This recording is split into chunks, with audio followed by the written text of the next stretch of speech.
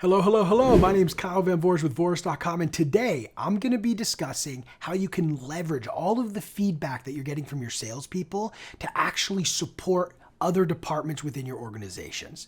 Ooh, that was a lot of words. Let's dive right in.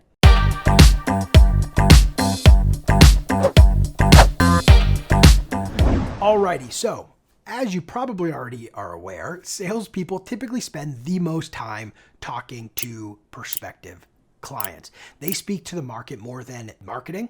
They speak to the market more than product. Probably those two departments combined. Now, what can you do with that information to support other parts of your organization? Well, in today's video, I'm going to share with you what types of interactions typically are good things to share with different departments of your teams. And we're going to be talking about 4 areas where sales conversations can have a dramatic impact.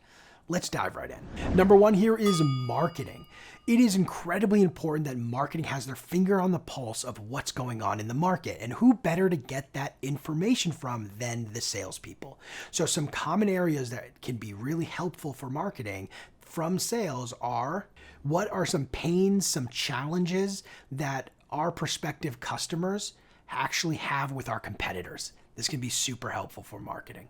The second one is how we actually approach and solve the problem. Now, this is going to sound a little unique. You'd think marketing would know very clearly how we solve a specific problem. Well, most of the time, marketing is a little bit disconnected and they see the feature, but the practical application of those features aren't as obvious. So salespeople typically do a great job understanding practical application that the marketing team can benefit from greatly.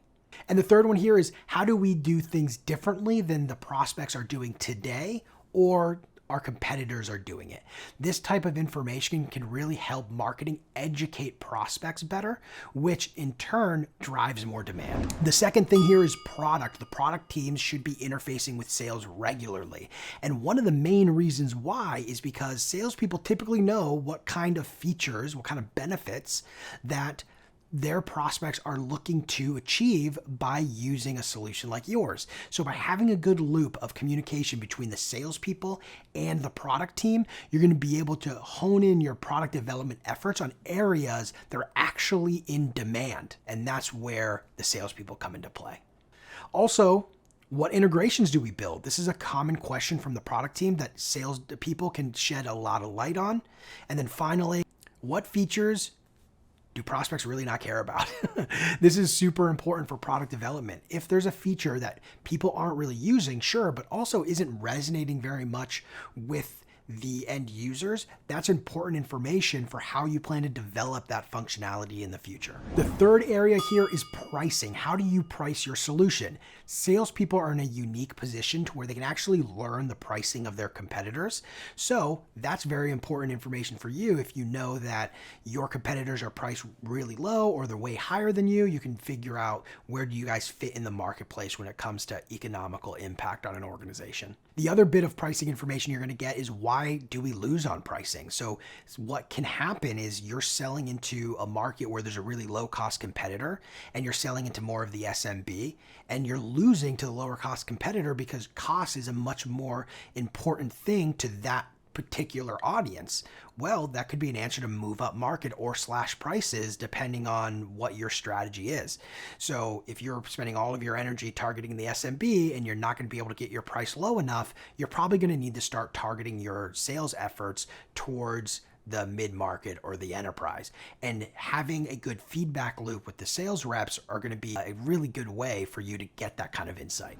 And finally here, customer success. Potential customers give a lot of insight into what they're looking for out of onboarding before they even sign the contract. So making sure that we set appropriate expectations is really important, but then developing those expectations as we get feedback from our potential customers is how you can have a really strong sale to customer success handoff.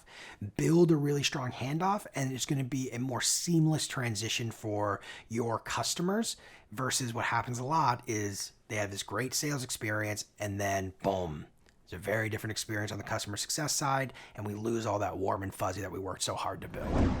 Alrighty, folks, and that's it. Like I said, it's really important to have a strong feedback loop between the salespeople and the rest of the organization. And if you do this effectively, not only will marketing, product, how you price things, and customer success all benefit, but as an organization, that level of communication is how you build a really strong culture that puts the customer first.